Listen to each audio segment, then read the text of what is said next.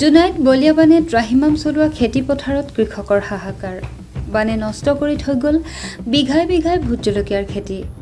ফলত মূৰে কপালে হাত দিছে চহা কৃষকে। জুনাইত বানপানী কিছু কমিল যদিও দুখে কুলাই পাচিয়ে নধৰা হ'ল চহা খেতিয়কৰ। খেতিৰ জৰিয়তে স্বাৱলম্বিতাৰ সপোন দেখা জুনাইৰ ললাট গাঁৱৰ 2 যুৱ খেতিয়কৰ সপোনক যেন কাঢ়ি লৈ গ'ল বাৰিষাৰ প্ৰথম জাক বানে। উল্লেখ্য যে জুনাইৰ মেনজিক বা দিৰদাং নৈৰ ফেনী ফুটুকাৰে বাঢ়ি অহা বাঢ়নি পানীয়ে অলপতে বিভিন্ন অঞ্চলত তাণ্ডৱ সৃষ্টি কৰাৰ সমান্তৰালকৈ চন্দ্ৰপুৰত এখন মথাউৰি ছিঙি কুলি তিনিআলিৰ কিছু নিলগত ললাট গাঁৱৰ যুৱ খেতিয়ক সুবন তাইৰ প্ৰায় 3 বিঘা ভোট জলকীয়াৰ খেতিপথাৰ বানে ধুই যোৱাত ভোট জলকীয়াৰ গছবোৰ এতিয়া আধাতে মৰহি যাব ধৰাত চিন্তিত হৈ পৰিছে যুৱ খেতিয়কজন।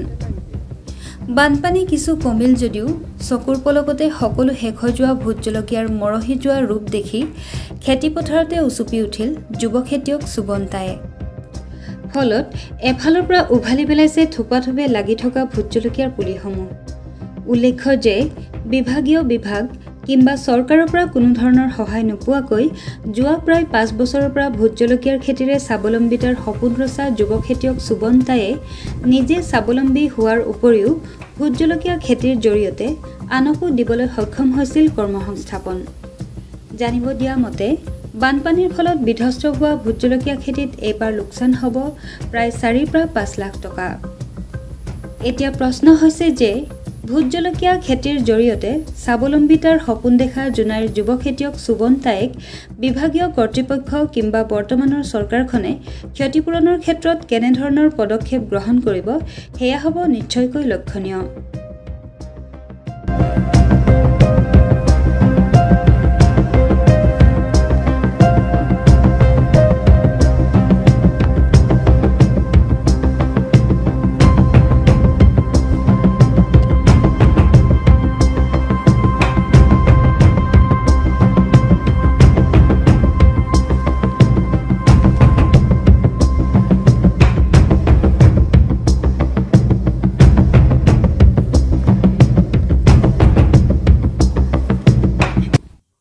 এতিয়াতো কি কৰিম, দিৰদাং নদীৰ পানীয়ে মথাউৰি ছিঙি গ'ল। ছিঙি যোৱাৰ কাৰণে মোৰ গোটেই ভোট জলকীয়া বাৰী চব মৰহি গৈছে।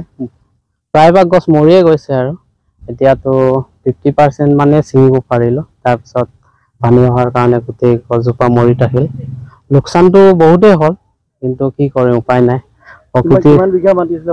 মোৰতো 3 বিঘা মাটি আছিলে। 5000 জোপা কৰিছিলোঁ। বহুত আশাৰে কৰিছিলোঁ, কিন্তু কি কৰিম প্ৰকৃতিয়ে কৰিলে আৰু উপায় নাই। এতিয়া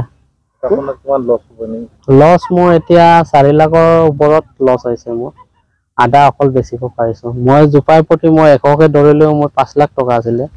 যেনেকৈ হ'লে আমি জোপাৰ প্ৰতি 200 টকা এটা পাম বুলি আশা কৰি ৰৈছিলোঁ, কিন্তু আজি এইটো অৱস্থা পালে খুবেই দুখ লাগিছে। কি কৰিম এতিয়া উপায়টো নাই।